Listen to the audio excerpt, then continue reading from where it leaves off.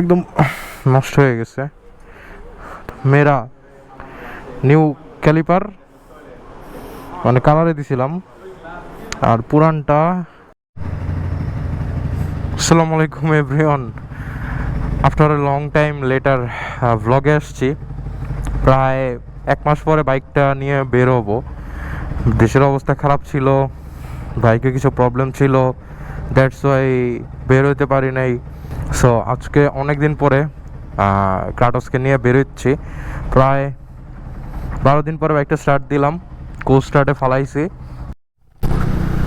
So খিলগার কাছে চলে আসছি, কিন্তু বাইক নিয়ে বের হওয়ার পর যেটা ফিল হইলো যে মনে হয় টায়ার প্রেশার একটু 19-20 আছে। সেই কারণে আমি হইতেছে যাব সারাবেলার সামনে। প্রায় চলে আসছি, ওখানের টায়ার প্রেশারটা অ্যাকুরেট খিলগার মধ্যে। আমি যতবার দিছি সব সময় ঠিকঠাক ছিল।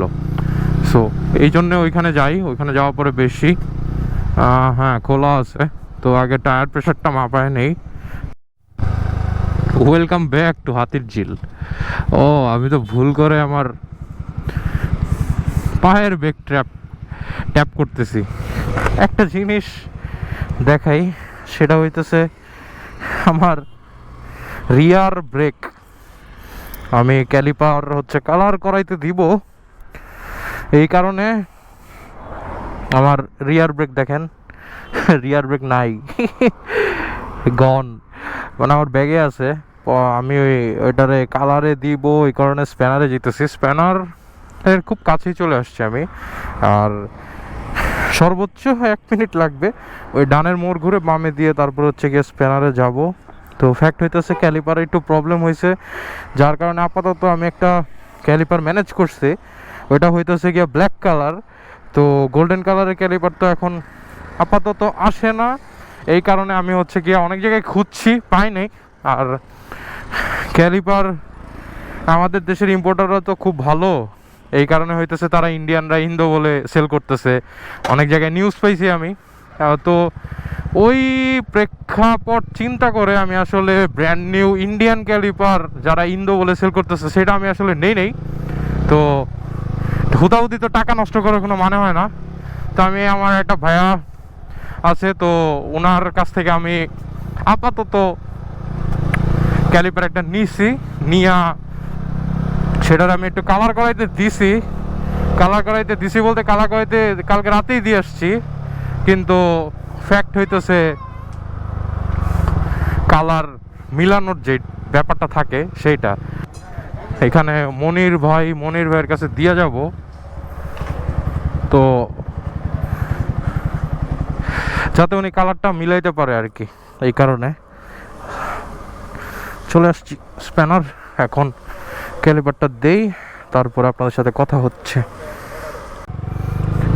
সারপ্রাইজিংলি আমার বাইক, আমি 22 তারিখে আসছি ইয়ে থেকে, জামালপুর থেকে, জুনের 22 তারিখ, ঈদের পরপরই। তো ওই 22 তারিখে আসার পর 22 তারিখে আমি যে ত্রিশাল থেকে যে ফুয়েল নিয়েছিলাম সেই ফুয়েল এখন ওই বাইকে আছে। দ্যাট মিনস আমি ত্রিশাল থেকে আসার পরে এই বাইকটা আমার বের হওয়া হয় নাই 1 মাসে। এটা মনে হয় সর্বোচ্চ হার্ডলি 60-70 কিলো চলছে। 2000 years later. 2 দিনের কথা, আমার কাছে 2000 দিন মনে হয়েছে। তো বাইকটা রাখি এখানে, আর কালার করাইতে দিছিলাম ক্যালিপার, সেটা এখন আপনাদেরকে দেখাইতেছি। এটাও ফিক্স করতে হবে। আসছি স্প্যানারে, দেন এখান থেকে যাব রোডিসে। তো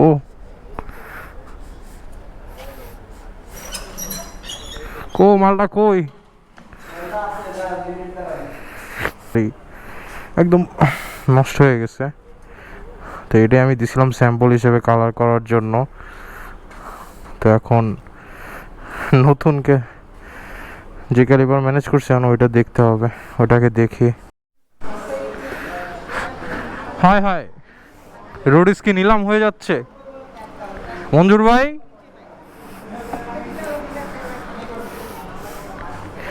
বুঝলাম না, আপনি রোডিসে ইট রাখছেন? নাকি আরো বাড়াইবেন না কমাইবেন কিছু একটা?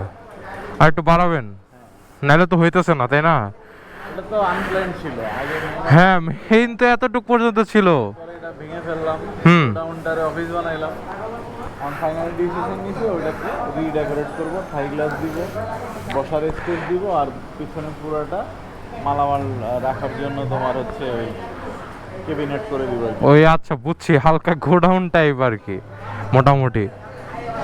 এই কারণে এটা কবে ভাঙাচোরা কি আজকেই করছে? বাইক নিয়ে চলে আসছি, সরি বলতে না বাইক চালাতে না চালাতে।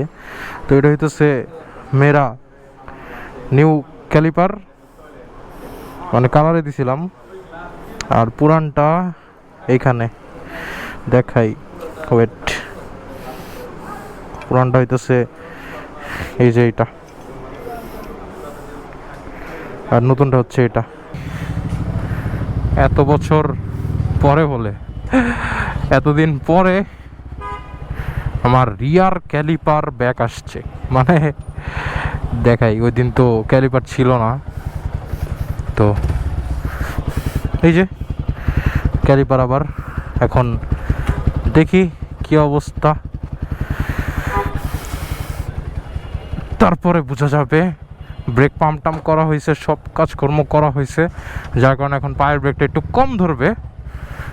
আর আমি তো নেক্সার প্যাড ইউজ করি, এই কারণে এটা শুরুতেই এটার বাইট খুব ভালো পাওয়া যায়। মানে অন্যান্য ব্রেক প্যাডের থেকে নেক্সারের ডিফারেন্সটা এইখানেই, খুব ভালো ফিডব্যাক, ওর্থ আর কি অ্যাকচুয়ালি। ও স্করপিয়ন ব্রো, স্করপিয়ন। থাক, এলাকার মধ্যে আর নাশকতা না করি। আর আই এম হ্যাপি বিকজ আমার ক্রাটোস ব্যাক জেন জেড অফ